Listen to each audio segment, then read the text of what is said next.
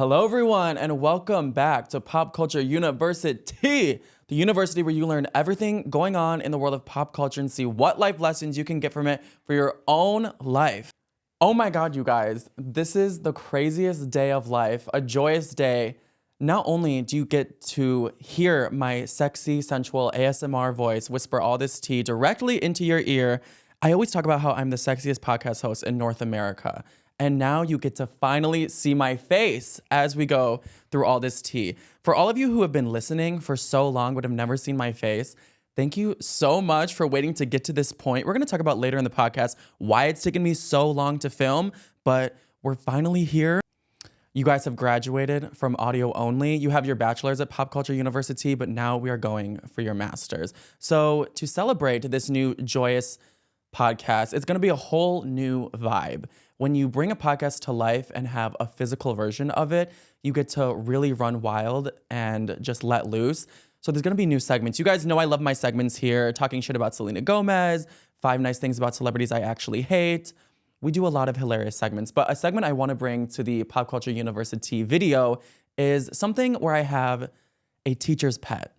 And as you know, when you're in a university, there's probably a teacher's pet who just eats the teacher's ass, loves everything they say, and just worships them and makes all the other students hate them. So every episode, we're going to have a new teacher's pet. And basically, their job is to just agree with everything I say and be agreeable and be Professor Patty's pet. So the first teacher's pet ever is Jack Cassidy. Welcome to the podcast. Thank you. Hi. I don't think I'll be eating ass today, but he will. No, I'm just I'll kidding. obey. He definitely won't. But Jack is actually so crazy. One of my best friends from childhood. I don't know if he'll admit that, but we were best friends. yeah, I guess childhood counts. Adolescence. Yeah.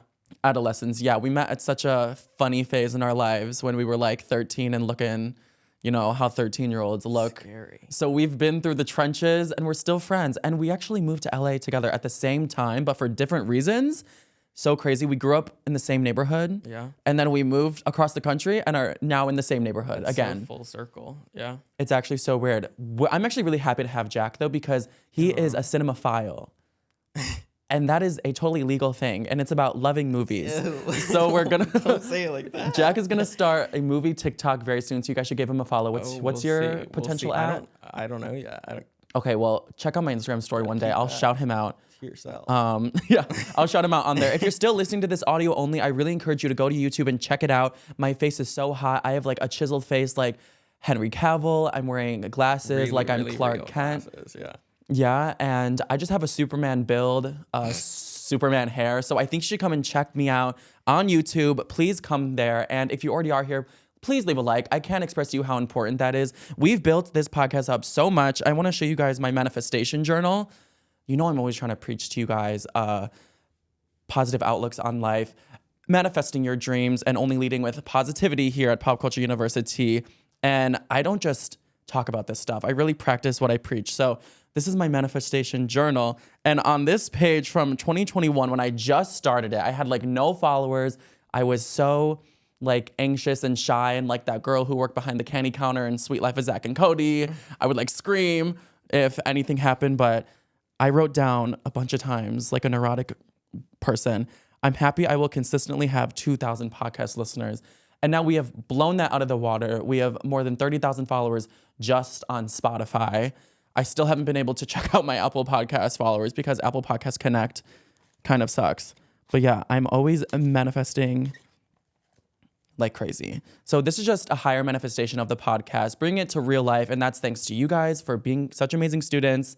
And yeah, I was going to bring champagne to toast to it, but I just have this monster, which people think is like satanic because of the 3 lines. Love that video. But yeah, cheers. All right, you guys, the amazing, iconic editor here we have in studio, let us use the champagne. See the perks of having an on-camera podcast. So let me dip into this champagne here.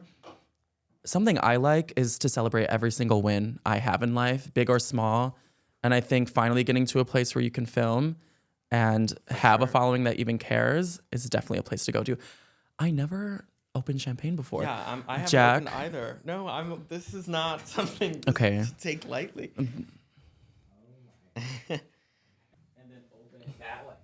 Okay.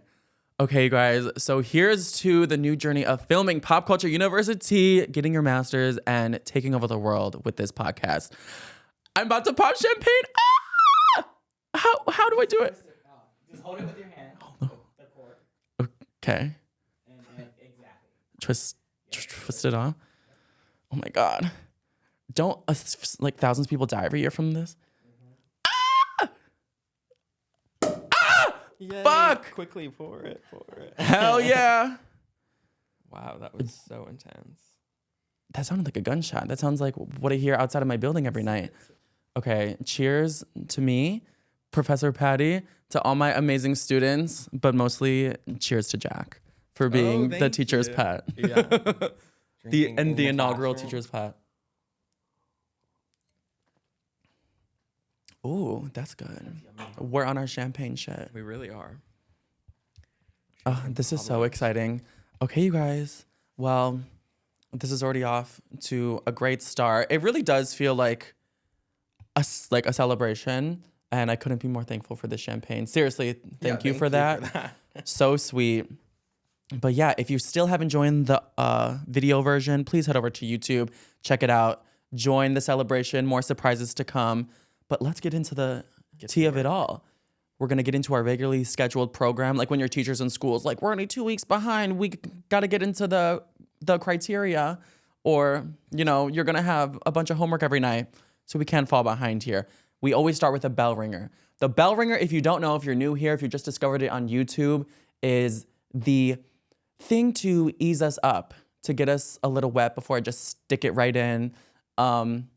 It's the more lighthearted, fun tea to get you primed for the main fucking course that we're gonna get into. So the intro we need to talk about today is that there's bed bugs in Paris.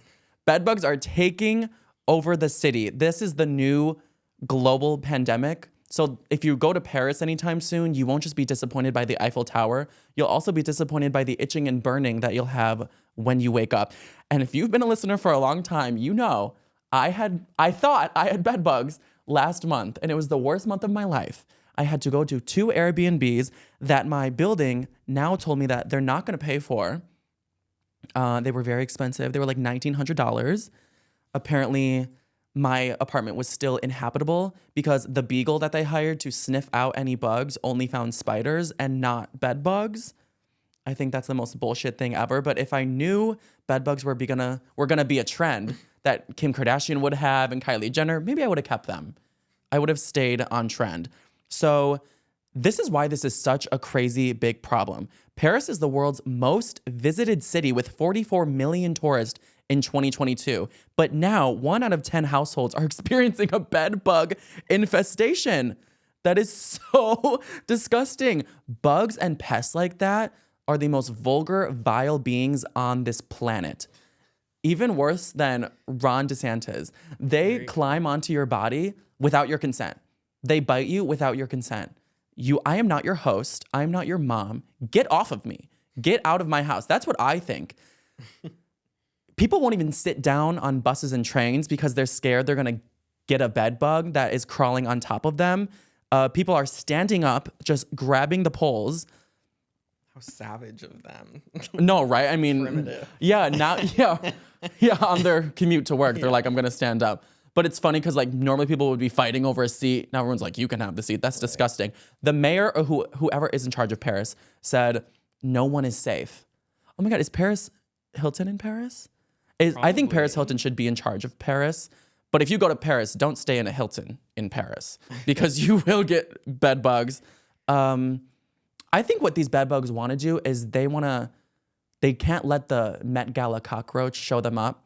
They have to be the #1 show-stopping pest in the world and take over their crown. They said, take me somewhere where the culture is clever. That's Taylor Swift's song, Paris. They said, we were in Paris. Yeah, we were somewhere else. So I say they want to one-up the Met Gala cockroach because it's Fashion Week. All the celebrities in the world are in Paris right now. Paris Hilton, Kim Kardashian, Kylie Jenner, the Beckhams, Rosalia. Those are just a few people I can remember their outfits right now. David Beckham's so hot. I would never forget anything he's ever worn or not worn. But yeah, so they're all there right now. But imagine like a bed bug trying to take a bite out of Donatella Versace. They're like trying to suck some blood out of her, and they're like, wait, this is just plastic. Where's the blood? Like, it just wouldn't go anywhere. It's disgusting. So if you weren't invited to Paris Fashion Week, don't be upset. You're going to be more of a fashion icon than the celebrities. The last accessory you want is those nasty bumps that you'll get from bed bugs. Now, this is where, students, this could go global because Paris is about to host the Olympics in the summer. Oh my God, I forgot about that. Yeah, so this could be a literal global pandemic. Bed bugs are so savage. They climb on your clothes, they climb on your shoes, in your suitcase, in your hair, like anywhere. What's that song from The Sweet Life of Zach and Cody? Party over here, party over there. Let's all eat Cody's hair. Ha ha ha ha ha ha. They're talking about like lice or something. But yeah, you know those Olympians can't keep their hands off of each other. It's like where they use the most condoms every 4 years. So the Olympics, like wrestling mats, aren't wrestling mats like? Oh yeah. Wasn't there like a lice outbreak in school? Because Also, I want to instate a rule: when the teacher's pet talks, they have to raise their hand. oh, Yes, Jack. what's it called? Was there not like an outbreak of lice in all the wrestling mats? That'd be so nasty. I there thought you was. get ringworm from Wait, is there? wrestling mats. I got ringworm You from did? our middle school mats in gym. Ew, I didn't know that. You were the only person to get ringworm? Well, that's where I assume I got it. I guess I Oh, didn't okay. technically see anyone else get it, but I was in track, so we would always like lay down and stretch on there. Gotcha. Yeah, it was Okay. so nasty. When my mom told me what I had and I showed her the ringworm on my arm right here, like on my forearm, I literally thought she diagnosed me with like a deadly disease. Right. Like When there's she an looked in my actual eye bug in you. and said, "You have ringworm," I was like, I'm gonna die. It was the scariest moment of my life. Okay, my hand is down. Oh, okay. Back to you. Thank you, teacher's You're pet. welcome. Oh my You're welcome, God. teacher. So I hope you're on the video version now. The teacher's pet is just such a funny vibe I wanted to do because if you've ever seen Watch What Happens Live, Andy Cohen just always puts those sexy half-naked guys behind the bar and he'll like one-off say things to them. But the goal of them, the purpose of their presence is really just to look cute and agree with everything Andy says. So since I'm the professor, I was like, I kind of want to do that too. Should we take another drink? Yeah. Andy's always getting drunk on Watch What Happens Live too. So Champagne is so good. it really is. And don't I look really good today? Yeah. Thank you, teachers, Pam. You're welcome. So bedbugs don't carry diseases. Thank God. All of our favorite celebrities will be okay, but they do fuck up your mental health. So I actually feel really bad for everyone going through this right now. I was terrified. Like my mental health was so bad when I thought I had bedbugs. Oh, since we're on the visual podcast, I can finally show you all the pictures of the spiders that I took. So anytime I would find a spider in my apartment, I would take a photo of it. Ew. Oh no. Probably If would. not, I can just like put this on the screen after, but this is my app. This was like my FBI evidence folder when I was trying to get my apartment to pay for it, but they didn't. So anyway, France, please handle this. Please kill all the bed bugs. You've lost like every war you've ever been in, but please don't lose the war on bed bugs or else we'll all be dealing with this very, very soon. So what can we learn from even the richest people in the world potentially having bed bugs now, the most glamorous, romantic city in the world? I think we can learn to not judge other people's living conditions, their living situations. I know when people hear you have bed bugs, it's seen as such a nasty thing. You're seen as a dirty drag of society.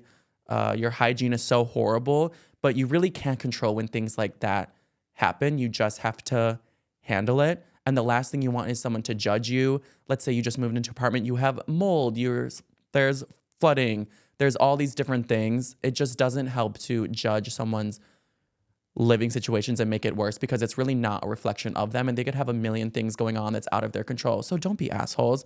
Something else we can learn is when you have bed bugs, I think it's your moral responsibility to tell everyone around you that you do, just like I did. Before I hung out with anyone, when I thought I had that situation, I would heat all my clothes that I was about to wear in the dryer on high temperature because that would kill them all. So I think we can learn to be open about your status with anything in life, STDs, a sickness, bed bugs. I'm such a hypochondriac. If someone's sick and they don't tell me, I will actually fight you. I almost broke up with my boyfriend of 8 months. By the way, I'm single now. So if you're seeing me on this podcast and you're like, wow, he's hot, I'm single now. But I almost broke up with him because he didn't tell me he had COVID before I drove 2 hours to see him. Doesn't that sound fucking crazy? So please tell people your status. Okay, so being fashionably late could be seen as a good thing, but there's no such thing as being fashionably late to Fashion Week. And even if you're Kim Kardashian, you will piss people off. So Kim Kardashian, she pissed off the head of the fashion world, who she was trying to impress for literally a decade to get to the Met Gala, Anna Wintour. Could she have just burned every bridge because she was insanely late to Victoria Beckham's fashion show? And Victoria Beckham is posh spice. This is a really serious fucking show. Victoria worked from her upper middle class family to this moment. So let's not squander this for her. So according to page 6, Kim Kardashian was super late to to Victoria Beckham's fashion show. Everyone was late to the Victoria's Secret fashion show because that shit got canceled. Anna was pissed because the show was delayed until Kim arrived. So Anna was sitting there with her bob and her sunglasses, probably making the nastiest snarl that we couldn't even see. Anna left before Victoria even did her walk at the end of the show because she had to go to another show, but she could have stayed and saw the whole thing if Kim wasn't late. Yikes. That's not a good look. So this is a Kardashian trope. They always do this, all 5 of the sisters. Kim was almost 50 minutes late, but apparently that's the norm for them. How embarrassing. I love them, but tardiness is equivalent to embarrassing. I'm sorry. Kim's delay was so noticeable that Lisa Armstrong, the head of fashion at UK Telegraph, couldn't help but throw some subtle shade. She posted a video of punctual celebrities like Robert Downey Jr. and Kate Blanchett arriving at the Stella McCartney show and captioned it with a sly quote, "Proper celebrities who managed to be on time for fashion shows." Along with Florence Pugh, Miss Flo was on time. Unlike others I could mention, but won't because this is a Kardashian-free zone. Whoops. Whoa. That wasn't even subtle shade. No. That was a bitch slap to the face. Mm-hmm. Damn. She came for her. I would be scared to throw that much direct shade at the Kardashian empire, but good for her. Damn. That's like an excerpt of the Burn book, but on her Instagram. As someone stupid and out of touch, who is the woman that you mentioned that said this or like posted that? So she's Lisa Armstrong, head of fashion at the UK Telegraph. Okay. I'm not too familiar with her, but she seems respected, well-connected. Okay. Yeah, you probably don't want to mess with her. Okay. And if you're messing with her and Anna, boom, there's 2 enemies right there. That's I think both of them coming out really just reflects how much this affected that whole community. Wow. Because think of how much preparation went into Victoria's show, and now Kim just pushes that whole thing back. Did you see in American Horror Story Delicate this week how Siobhan, like Kim's character, took a call? Did you see who she took the call to? She was like, "Oh, Anna Wintour is calling." No way. So it was kind of timely. I just forgot about that until just now. Oh, that's so funny. I love that season. I feel like Kim's acting is so fucking good. And I look for all like the micro cues of how it relates to Kim's life. Have you noticed all them? No, I haven't. Like when Kim cuts the cucumber. Oh, I did see that. It reflects. That one was so. They like Kendall. Really took a 4-second shot of her to cut that cucumber. It was the exact same like setup too. Just one on a cutting board and on an island in the kitchen. Yeah, that one was definitely not subtle. Ryan Murphy is so hilarious for that. And then Kim's character. How do you pronounce her name? Siobhan. It's very glamorous. Yeah, when I did a video for them, I accidentally pronounced it Cinnabon. Oh God. like Cinnabon. Yeah. Exactly. You'd get at them all. Okay. They were like, he needs to refilm that. That was wrong. The strike is over, by the way. Don't cancel me. But yeah, also when Kim's character got Anna Madonna's dress and she said, "Don't rip it." Oh, I didn't even put that into perspective. Wow. Okay. Yeah. Good to know. No, but I love that you called that out because I want to make a video where I'm like talking about all the comparisons. Yeah. So that's just like another on the list. You're such an amazing teacher's pet. Thank you. Let me describe Jack's appearance for you who are on audio only. Jack is like the sexiest person I've ever seen. You shouldn't hype people up like that and then bring them to the channel, bring them to the video. You have to hype yourself up. You said you were the Superman. Well, Jack looks just like Jack Quaid. Oh, you're an asshole. Wow. Am I publicly airing my Or maybe Jack like Quaid Shane beef Dawson. right now? Oh, that is so evil. Anna Wintour is probably the most timely person you'll ever meet in your life. She shows up 15 minutes early, notoriously, to everything she does. 15 minutes early because she just wants to show everyone who the fuck they're dealing with. Being 15 minutes early is definitely how I was raised. I don't always stick to that, though. We were actually late to this filming That's true. appointment. So I could definitely learn from Anna Wintour there. But my mom raised me to like leave your house 30 minutes early, get there 15 minutes early. I have not stuck to that. Anna's more committed to being on time than she is to that Bob. But anyway, another quote from Lisa Armstrong's angry blog was that at Victoria Beckham's show on Friday, Anna Wintour was visibly unamused, tapping her watch repeatedly in the direction of the PRs before the show finally started, once Kardashian finally swept in. Anna left before Victoria could do her walk. And apparently Anna like snubbed Kim because she was supposed to sit right next to her. But there's pictures of Anna visibly moving her face to the side, not giving Kim the time of day, kind of snarling at her. So that sucks for her. As we know, The Devil Wears Prada is based on Anna Wintour. Under those ever-present sunglasses are probably just black, soulless eyes. That's why she can't take them off. You will turn to stone if you go to the Met Gala and you look at her wrong. So she probably takes people's souls in exchange for a Met Gala invitation. Even though she's frail and petite, she has shooters up in these streets. So don't fuck with Anna Wintour. Kris Jenner was there as well. Kris Jenner seemed to be pacifying Anna Wintour as Kim was late. There's videos and photos of them talking. Kris is definitely known for her schmoozing, getting people on her side and doing what she wants. So I'm sure Kris was able to cover for Kim, but she was not very happy with the whole situation for sure. Anna may be the devil, but as I say, the devil works harder. The devil works hard, but Kris Jenner works harder. So in conclusion of this whole segment, I think Anna needs the Kardashians more than they need her. So I think this will not be the end of Kim going to Paris Fashion Week, but she definitely should not do this shit again. In a world where previously respected situations like the Met Gala and the Grammys are losing relevancy, I feel like Anna kind of has to hope that the Kardashians keep coming to all of these events to just boost their presence. The whole internet thinks Anna is mad at Kim. I doubt she's really that mad. She may have been like a bit aggravated and pissy for an hour, but she's over it. So I wouldn't go with the narrative on Twitter of like Anna Wintour hates Kim Kardashian because there's no way. I'm sure they're fine. But anyway, what can we learn from this whole situation? I think what we can learn is that being on time is very, very important. It's not only shows respect for yourself, but respect for others people's time, that you think they actually have something to do with their day, and don't think of the world as just something that revolves around you and your schedule.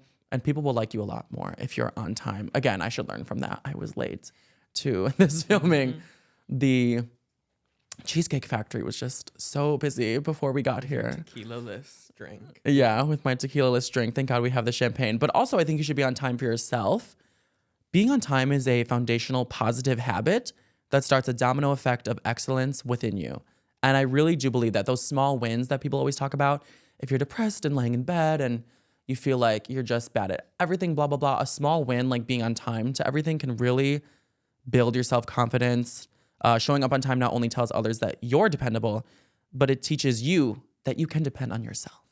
So you should all want to depend on yourself and keep the promises that you make in every aspect. And the easiest promise you can make to yourself is simply being on time.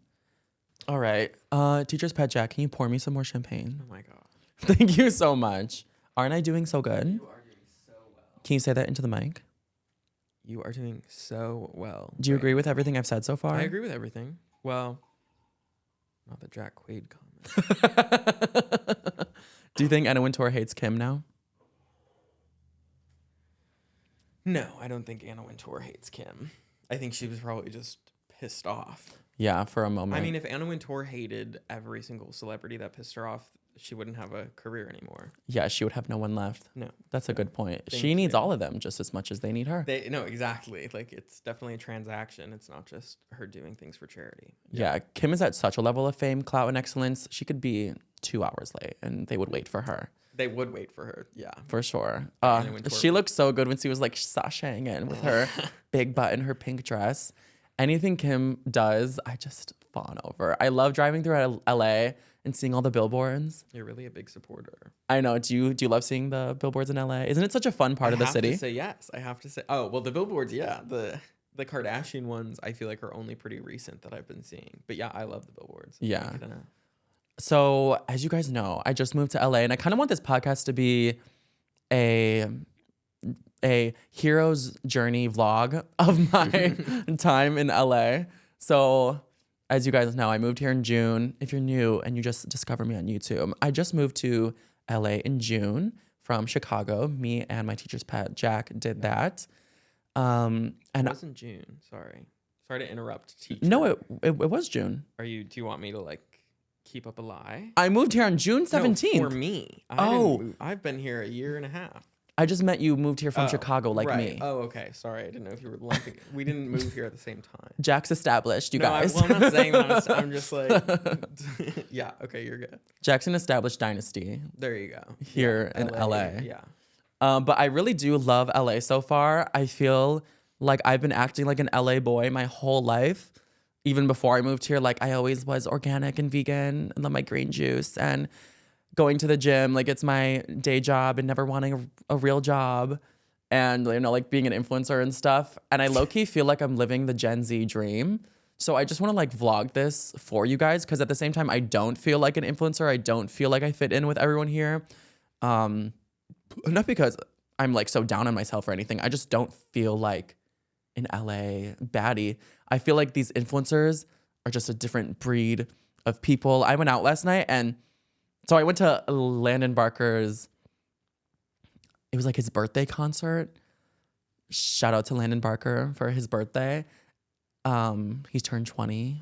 Charlie D'Amelio was there. There was so many influencers there. Think of any D-list TikToker like me, they were there. So it was definitely intimidating, but even people who weren't famous were the most attractive people you've ever seen in your life. Like, it's so intimidating. Everyone walks around here like they're a celebrity. So the self-confidence you have to even like step into these events is really not something that should be looked over or not taken into account. So if you want to be an influencer to move to LA, just get your like self-belief and your self-esteem in check because you will be humbled very, very fast. There was this girl who I was like, I swear she's famous. She has to be famous. She's the prettiest person I've ever seen. I'm staring at her.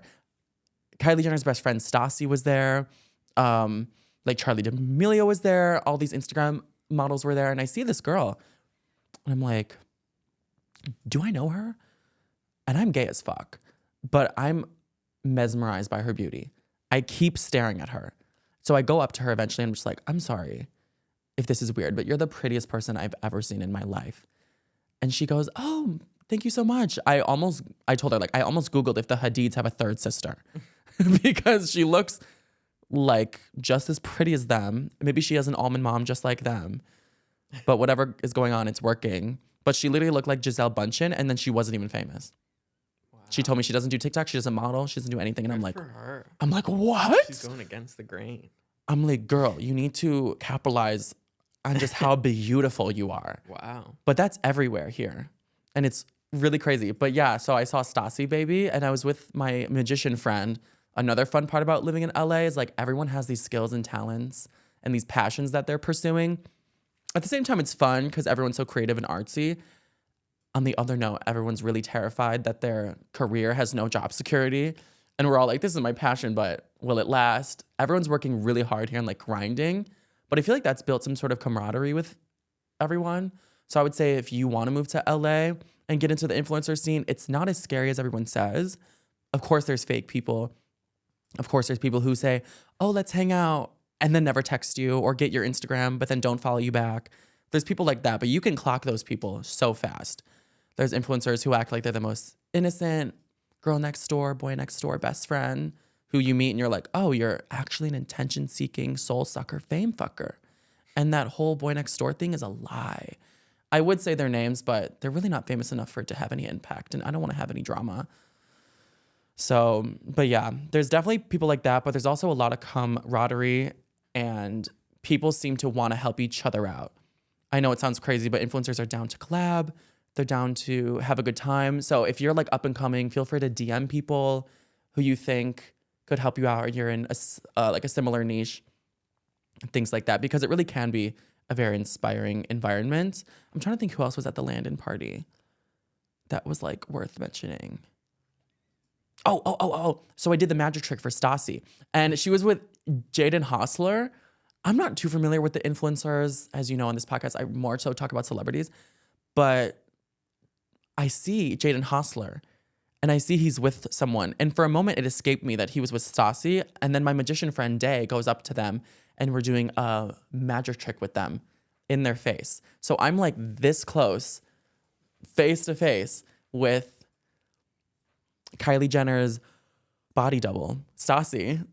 And for a moment, it doesn't even click. I wish I got a selfie with her, but by the time it clicked that it was her, it would have been like awkward and the trick was already done. And then they like walked away after. But I really couldn't tell it was Stassi because she was wearing like baggy clothing and you couldn't see her BBL. She was very nice. She was great, amazing. But yeah, celebrities just walk around here as if they're normal people. And I'm sure she went back to the Hidden Hills after to stay in Kylie's guest house with her 6 dogs, her 6 greyhounds. I went to the gay club last weekend. Guess who was there? Walk into the gay club. What's the first thing I see? Noah Beck.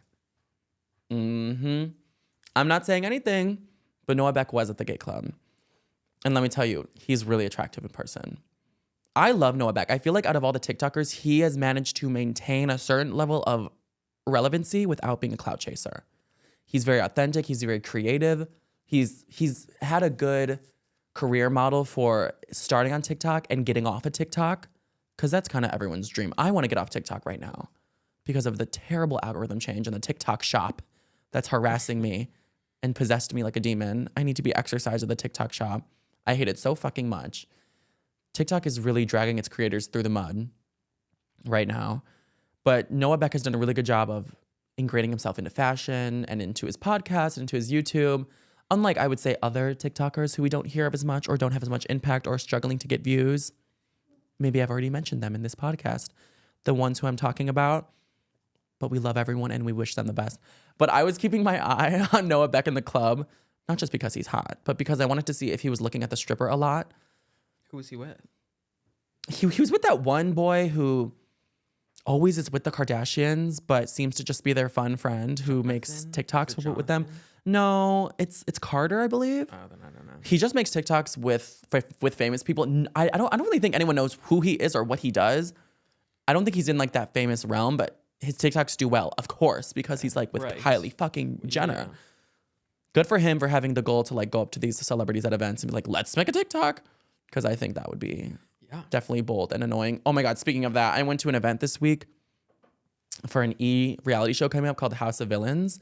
And I met Omarosa and Tiffany New York Pollard, Johnny Bananas, Corinne from The Bachelor, Jax Taylor, all the most like infamous reality TV villains. Guess who was the meanest to me? Tiffany New York Pollard.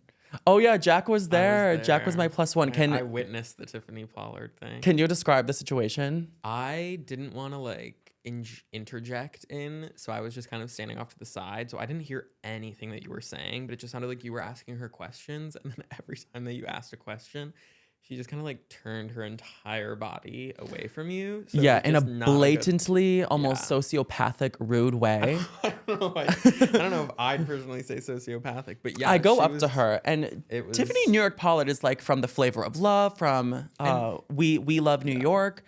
And she was on Big Brother in the UK, where that famous monologue came from, where she goes, pretty much, I would let Gemma know she is a fat cunt. Those shoes she bought for me are not particularly the kind of shoes I would buy for myself. They were old maiden type shoes that she said should be worn on a beautiful woman's feet. If that was the case, she should have put them back on the rack because she was not qualified to wear those shoes. She's such an icon. So I go up to her. You need that whole monologue. Oh, no, there's like more. Oh, okay.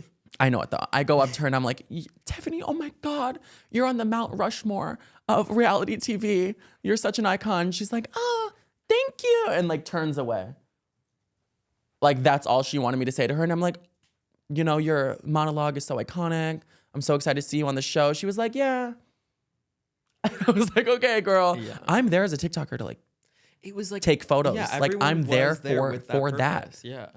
So it was a little sad to see. Yeah.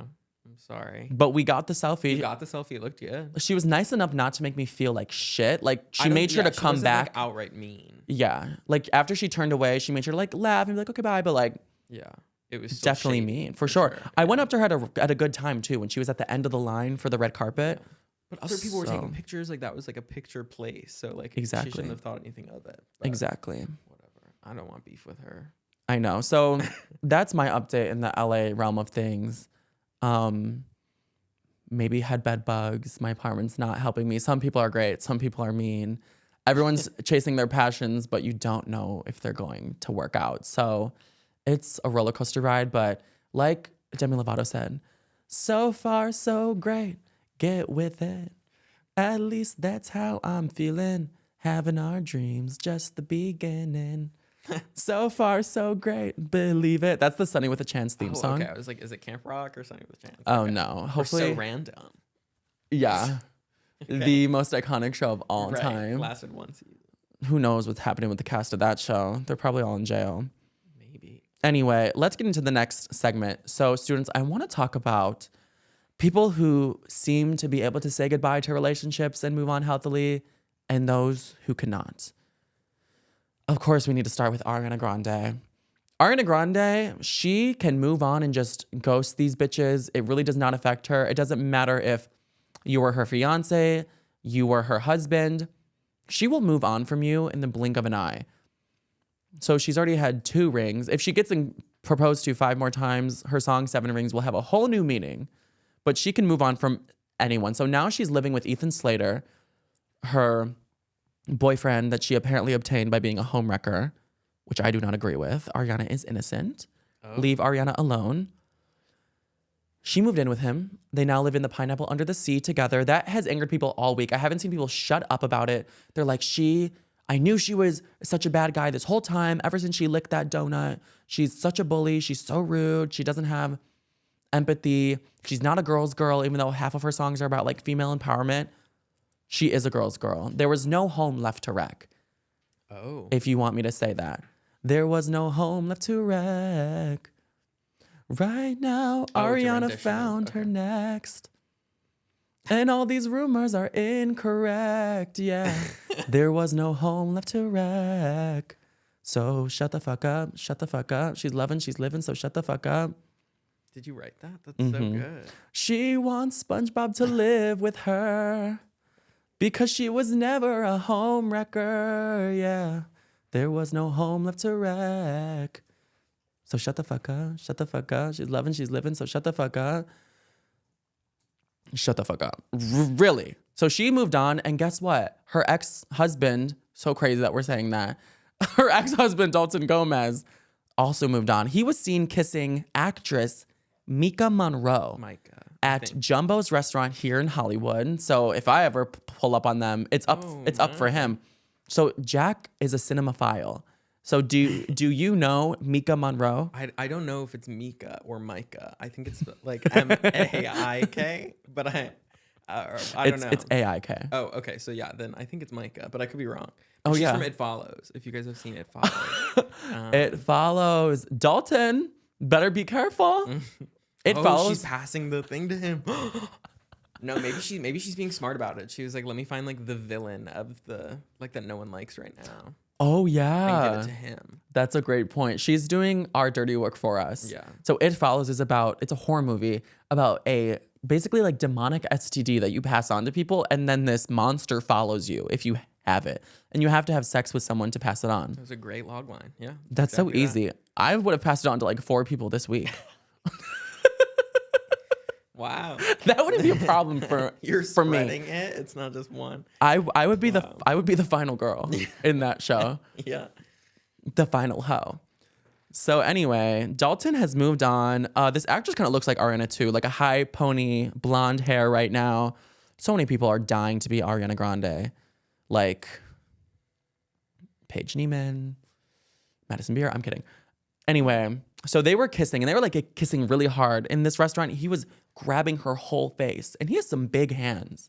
Maybe bigger than Pete Davidson's hands, but he was like grabbing this woman's whole face like he was Wreck-It Ralph or something. Almost a nasty public display of affection. At least Ariana won't like do any weird PDA shit. Ariana and Ethan were seen at Disneyland together. So that's cute, but at least they're not making out in the middle of a restaurant. I don't know if I would do that. Would you make out in the middle of a restaurant? No, but I thought Ariana has been seen making out. Is When? she not? She was making out with that donut. Oh, that's true. I don't know why I have a memory. Oh, that's the lollipop picture of her with the lollipop and Pete Davidson. I don't know why I thought she was. I mean, that's not a great picture, anyways. No, so. We did get some PDA out of them though. You're right. Yeah. So They take would it they back. would like well they would like take like videos of themselves making out. Really? Yeah. Oh, Jesus Remember that video of Christ. Shawn Mendes and Camila Cabello Oh, eating yeah, each other's I do. feet, Oh. licking each other's feet? Oh no, I don't. I thought you just meant them macking on each other. I'm a gooner for that video. Ew, Patty. That is crazy. Don't look up what that means. All right.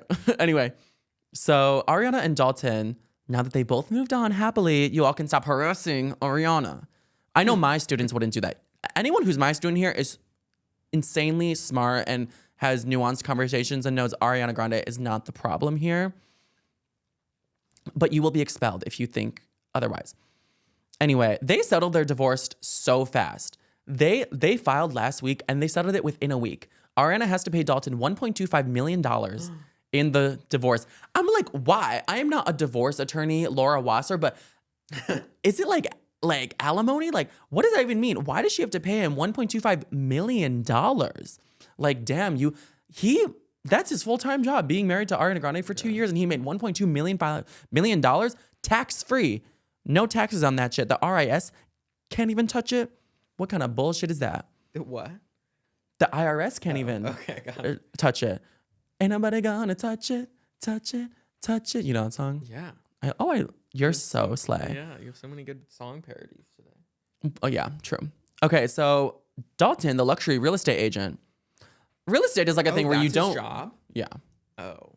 you're supposed to raise your hand. Oh, sorry. That's his job. Yes, yeah. Well, I'm like looking down on it. Not like against him. No, I'm just like, that's shocking. He's selling Sunset. I thought, oh, is he? No, he's not on that show. I thought he had some famousness to him. I didn't know he was just like a real estate guy. No, That's he doesn't have crazy. famousness to him. But that's a good point that you brought up because every guy who dates Ariana Grande gets put on the map and then dates someone famous after her. Oh. That brings me to her song, How I Look on You. They go from being no ones, boy, she invented you, and now, what's the lyric? I'm not gonna Oh. Woke up at like 5 and boy, you wasn't there. When it's my fault, she even knows that you're there. Was that just a transition? Boy, remember where you come from. So no one would even know that these men exist without her because she invented them. So true. They don't like how she looks. They just like how she looks on them. Anyway, he got $1.25 million. He will not be getting spousal support. Thank God. He's a grown man who can support himself. They did sign a prenup, so that's what it covered per the terms of their agreement. Dalton will also receive half of the net proceeds from the sale of their Los Angeles home, in addition to the pop star covering up to $25,000 of his attorney fees. He probably didn't pay for half of that house. Let's just be real. And that's not even a shade to him, but if you're Ariana Grande who has like $300 million, you're probably gonna pay for the house. And real estate is a thing where like you can work sometimes and you don't really have to work other times.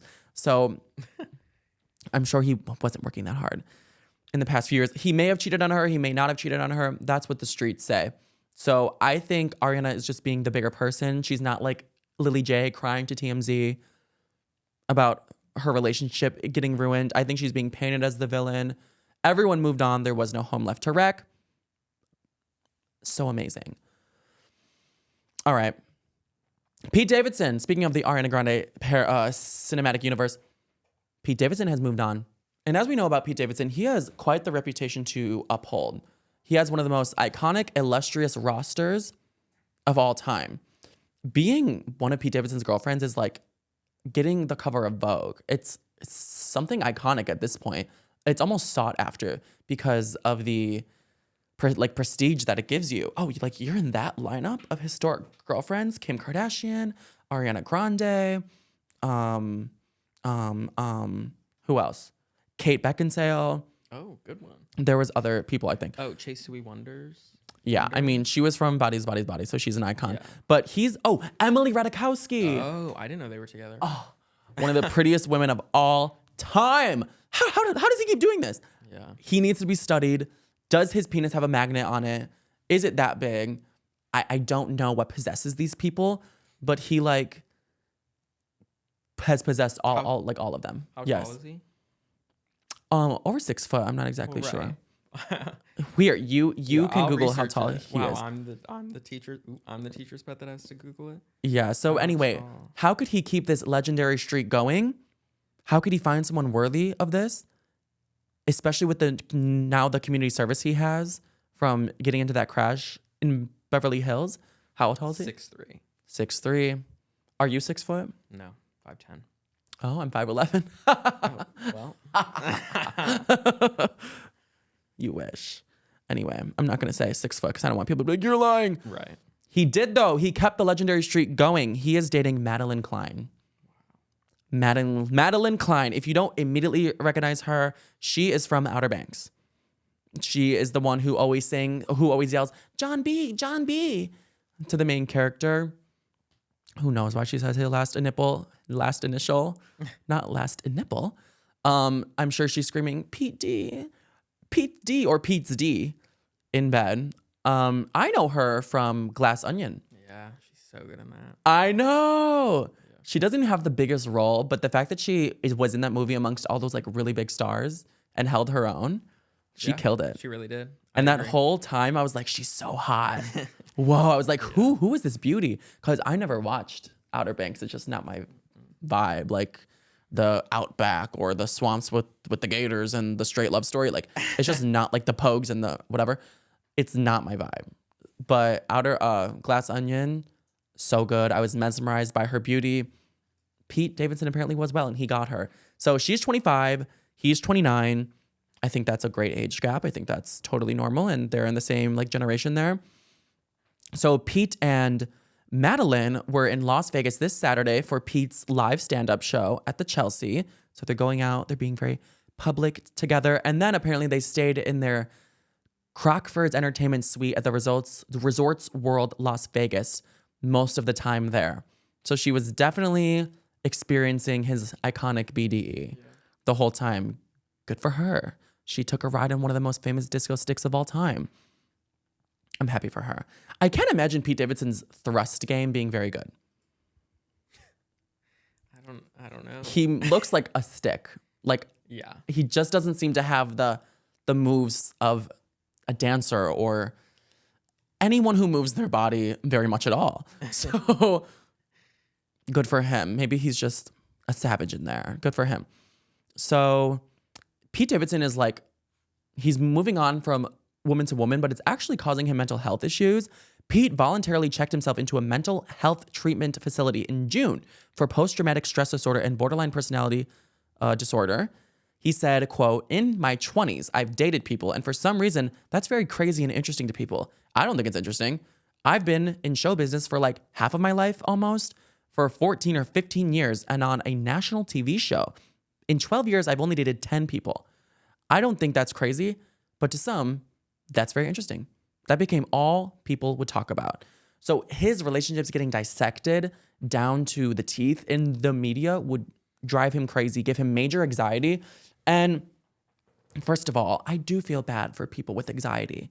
Clap if you feel bad for people with anxiety. Yeah, I kind of feel bad for you. I have anxiety, of course. I understand how it goes.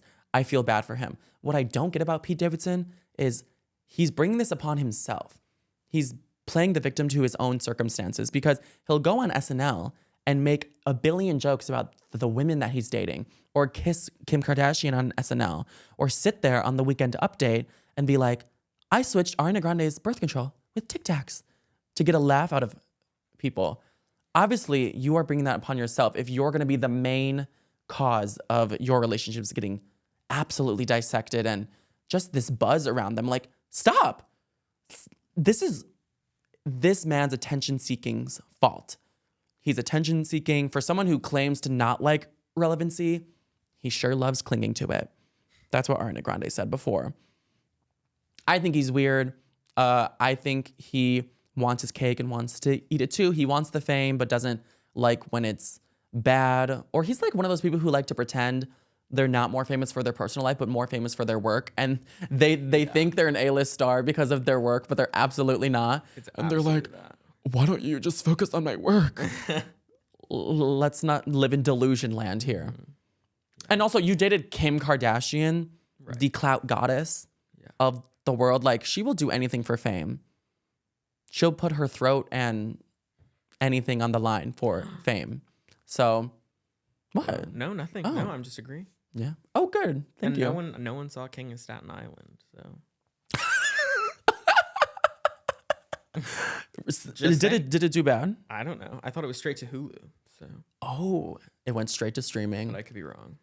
I just know more people know that he had sex with Kim Kardashian than the name of his movie. So. I'm obsessed with that. I love that. Thank you for adding that. Did he have a big part in Suicide Squad? No, I think his part is that he gets killed at the beginning. Spoilers. Sorry. But also, yeah, I think Spoiler alert, that was also his part in Bodies, Bodies, Bodies. So oh, yeah, that's true. Oh, yeah. Wow, he has bad luck. we won't spoil the ending. No. But he does get killed. All right, so this is what I'm really worried about here, students. Also, drop a like if you have not yet. That will help so much. I'm not even kidding. Like, I just need the algorithm on my side. The main thing I'm scared of right now is that Pete Davidson is hosting SNL this week. Now that the writer's strike is over, this Saturday the 14th, he is hosting. He's coming back to his old stomping grounds, showing all the veterans there how he was the youngest person to ever come out of that show, and he's already 10 times more famous than all of them. Good for him. He got off the show. He's hosting as like an A-list celebrity. Would he have gotten there without Ariana Grande or Kim Kardashian, who he met on the show each time they dated? So there's a pipeline here. There's a pipe and a pipeline for how people date Pete Davidson. And guess who's hosting SNL? Oh, sorry. Guess who's the musical guest this week? Do you know? No. Ice Spice. No way. Yeah. Wow. So maybe Pete and Madeline aren't as serious as we think, and he will dabble around. He'll sample Ice Spice. Let's hope not. I'm worried for her. Yeah. Yeah. I mean, it would boost her public profile for sure at this point, just because of the whole iconography of the roster. That would be a great person to add. But in my eyes, I don't want that for Ice Spice. I want her to date someone more her speed, more her style. He's like twice her height. And also, there was rumors of them dating a few months ago. So there was like big rumors about that. I didn't know that. Maybe there's more truth to it than we think. But let's hope she doesn't go down that pipeline. Lastly, someone who moved on successfully, Harry Styles. He moved on from Louis Tomlinson. I'm kidding. He moved on from Olivia Wilde. They had a 2-year relationship. They said, don't worry, darling, but clearly there's a lot to worry about. He probably only took that role in My Policeman so he could cheat on her with a man and have that gay sex scene in it. Did you see that movie? No. I don't subscribe to the belief that he's Gay. gay. Thank you. I say that all the time in the podcast. Whenever I'm like, Not in like a biphobic way. I just think he uses like totally. the question around him as like he uses it for profit. Like, is he gay? Is he not? And Yeah. He doesn't say anything, and thus. No, this is a safe space. And I couldn't agree more Okay, good. with that. And I say that, by the way, 100 times on this podcast, the Good. exact Okay, same thing. good. No, So good. any frustration they've already had, it's been taken Yeah. out. No, I know all of that because I'm the teacher's pet. Thank you. You're welcome. Oh, but I agree. It frustrates me that Harry Styles doesn't claim queerness, yet capitalizes off of it so much.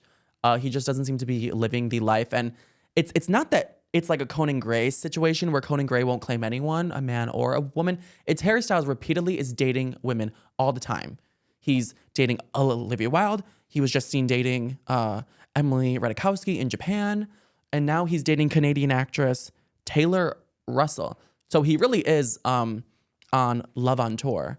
That's the name of his tour, Love on Tour. But he's on a world tour with all of these women, Canada, Japan. Also, happy Canadian Thanksgiving. My manager is Canadian. Just learned about that. I don't know what you guys are being thankful for, but they're probably thankful that they're not American. Anyway, happy Canadian Thanksgiving, you guys.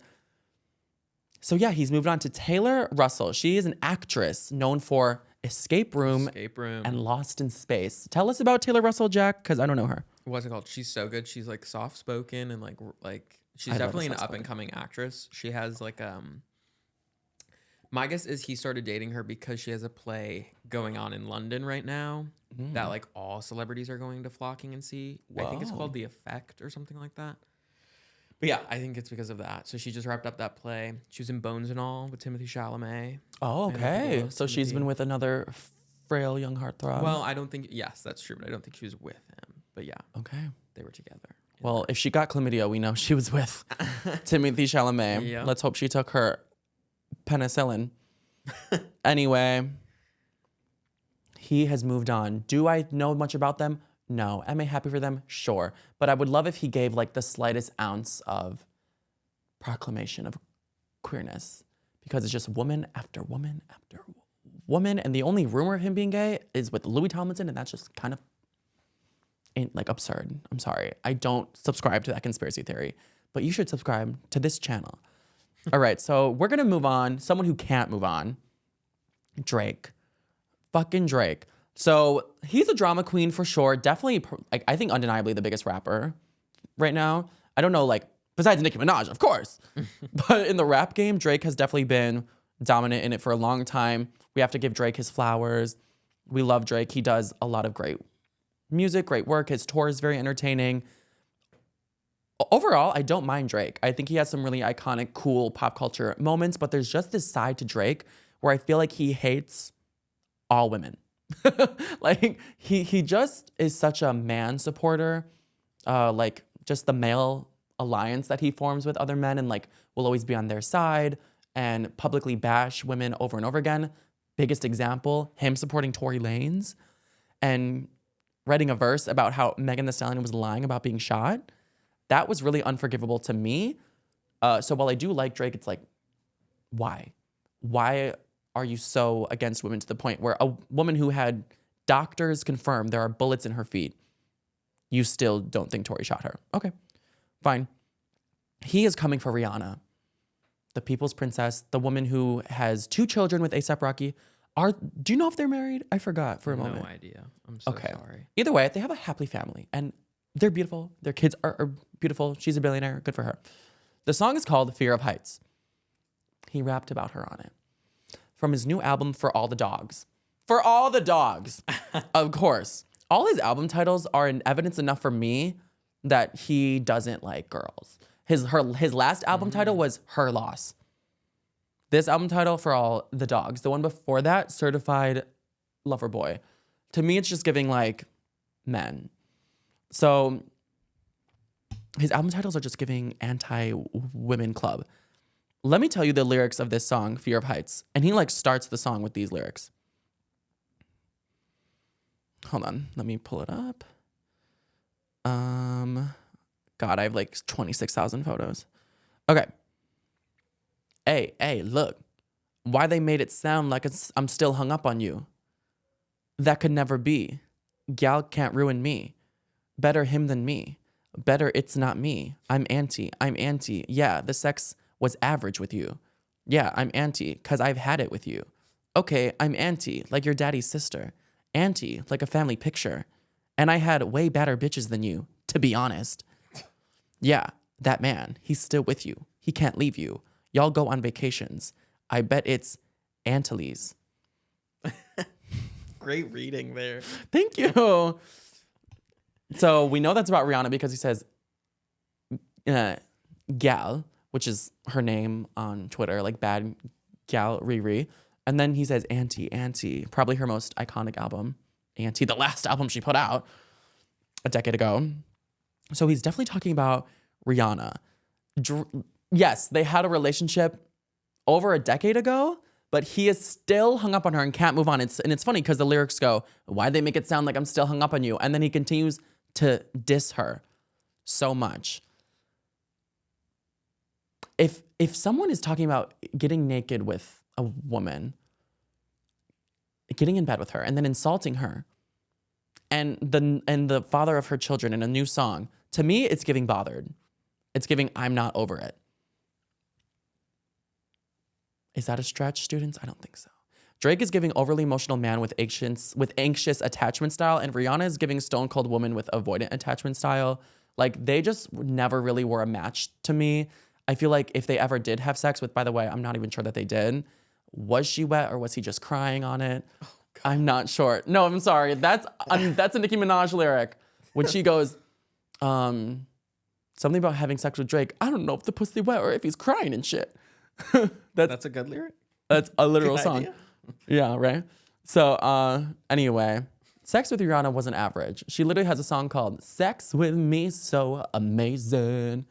So he's lying. He never had sex with her. He's probably just mad because he's loved her since he was 22. He said that. He confessed that love at the VMAs. And then she rejected him on stage at the VMAs when he went in for a kiss. She like if this is Rihanna's face on the mic here, he was going in, she swerved him, he kissed her cheek. Very awkward. They also had matching shark tattoos. Rihanna has since covered hers up, though. Oh. Someone said you had your tattoo removed. But the gag is, at Drake's current tour, he puts that shark tattoo as a background visual for one of the songs. So he's still not over her, and I'm thinking about her all the time, and he's writing songs about her. Now, I think it's very unhealthy. His anxious attachment style is really getting to him. Drake, to me, was kind of giving Bachelor for life, like Leonardo DiCaprio. Like, he just wants to be with girls and not really date them for that long, but that's fine. But now I'm thinking, like, maybe he just can't move on from Rihanna, so that's why he can't find a happy, fulfilled relationship. He even did an interview, I forgot with who it was, maybe like Joe Budden or something, but he was talking about how he wanted Rihanna to be his wife and have kids with her. Like, he literally said, that's what I wanted. So I wouldn't doubt it if he really can't settle down with someone else and is taking out all of this anger on women because he's mad that the woman of his dreams chose A$AP Rocky over him, and he'll never get that picture-perfect life that he wanted with her. I think it's funny because Rihanna one time tweeted, none of my exes are in happy, successful relationships, so I'm pretty sure I'm not the problem. She's so right. Rihanna's choreographer, after Drake put out that song last week, put a photo of Rihanna swerving Drake on the VMA stage on her story. So you know Rihanna's inner circle is talking about it. It's giving desperate, it's giving sad. And a lot of these people in this segment, they moved on. Drake has not. So what can we learn from this? I think what we can learn is that, yes, it hurts to move on, but it hurts more to hold on. You're wasting your time. You can't make someone love you if they don't. You can't move on and find the one for you if you're stuck on someone who does not want to. You have to leave and start the healing. You can't move on until you allow yourself to start the healing. And it seems like Drake hasn't even done that. Let yourself cry. Let yourself be depressed. Let it out. But don't let the procrastination of it turn into anger. Just leave, start the healing. And I think I would say, too, about the concept of like Drake wanted Rihanna to be the one. It's not, I think Drake thinks Rihanna used to be the one, or like the one that got away, but he was never the one, and he was never going to be the one. So I think what we can learn is, like, even though you may think of you've been someone's one and you maybe fucked it up or messed it up, you don't go from being the one to no longer being the one. You were just never the one. You know what I'm saying? Like, if you're really the one, it would work out. So don't worry. Don't get hung up on it. Don't think they're the one that got away. Just move on. All right, well, that is all I have for you for the first episode of Pop Culture University being filmed. This was such a crazy, fun experience. It definitely scared me to get on camera and do all of this. I think it scared me a lot for a list of reasons. One, because I like the concept of doing it on audio, because while I'm recording, I can look at my notes and live edit. And if I have a stutter coming up, I can just cut it. My stutter definitely acted up a little bit in this episode. sometimes it would make me worried because maybe I had a face for podcasting. I don't know if you guys thought I was like ugly or something. People would be like turned away from the podcast. I didn't want my like appearance to like sway anyone's thoughts of like what was being talked about on the show. If that makes sense. I just have so much anxiety about it. I'm like, what if they don't like how I look this day? The concept of like wearing different outfits would scare me. So yeah. Anyway, I'm happy I filmed it. As I always say on the podcast, like do things that scare you, put yourself out there. So I'm happy I did. But thank you guys for watching. We're gonna have to wrap this up here. Subscribe, oh my God, please like. That's what you really need to do here. Like this video, comment on it, get the interactions. Boosting, subscribe on Spotify, Apple Podcasts, leave a cute little review. Screenshot yourself listening to this, post it to your Instagram story and tag me. And if you do, I will repost you on my Instagram story and I'll hit you up in your DMs. Hit me up about anything that is going on, and please like, subscribe. We need to boost it and get everyone to discover Pop Culture University, grow the university into a full-fledged, large-size state school. Okay, thank you guys, and I will see you next time. Bye. Cheers to Pop Culture Cheers. University. Woo! Love you all. Mine's empty. Amazing. Perfect. God, I talked fast. Oh my God. Yeah, that was really fast at the end, that little outro. Is that what you say on every single one? Yeah. Wow. I know. You really have that down. Oh, my legs are like asleep. That didn't go that bad. No, that was great. I feel like I First one, like, you have to like give it time. yeah, I put so much pressure on myself to like make the podcast